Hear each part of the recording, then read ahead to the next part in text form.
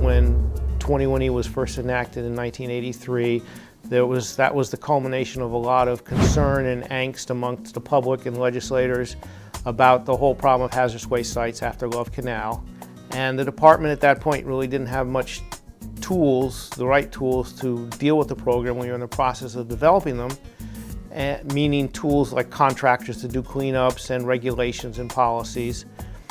And over the next several years, MassPIRG, which was one of the big pushers of 21E, was very impatient, and rightfully so, that sites were just not being cleaned up on time, that we had all this new authority, we weren't getting the staff that we needed to have in their view and in the department's view, and so they thought they really need to raise this up a notch. Question 4 came down from MassPIRG, and that initiative petition set up our definition of a permanent cleanup standard, which was really important at the time. It set the no significant risk standard. It also set out really specific requirements for what the people responsible for sites had to do when the public indicated that they were interested in getting involved in the planning. DEP had to approve sort of every phase from your phase 1 investigation, your phase 2, your phase 3, your selection of a remedy, your implementation of it. They just weren't equipped in terms of staff to do that. There was pretty much gridlock and uniform frustration, and the DEP wasn't happy because it really wasn't able to implement the statute and move these sites through and get them cleaned up, and the public was frustrated because the sites weren't getting cleaned up. So nobody was happy, and it was clear that something different needed to be done. We were faced with internally with a pretty significant issue, that we had lots and lots of pieces of property all over the Commonwealth, 7,000 I believe, that couldn't be developed because they needed a sign-off under the rules from the Department of Environmental Protection. And we didn't have enough staff to review every one of them.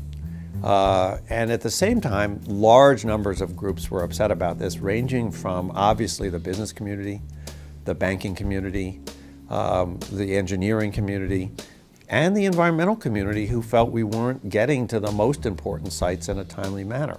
What environmental agency wants to say, we are preventing hazardous waste sites from being cleaned up because of our rules and regulations and lack of staff?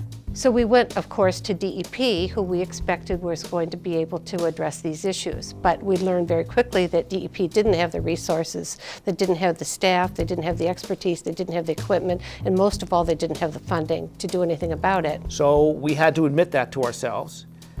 And at the same time, there was a lot of thought in government and outside of government about privatization. And what can the public sector do and what can the private sector do, with the idea that the private sector in theory is so much more efficient and cost effective than the public sector, that they ought to get more and more work. A number of factors conspire to say this is broken and we need to figure out a way to deal with it. So all of this led to, and I think it was the immediate precipitating factor, was the white paper from the Boston Bar Association, led to the department and the commissioner, Dan Greenbaum, and the deputy commissioner, Ken Haig, and me realizing that we had a real problem here and that we had to get on top of it before someone else did.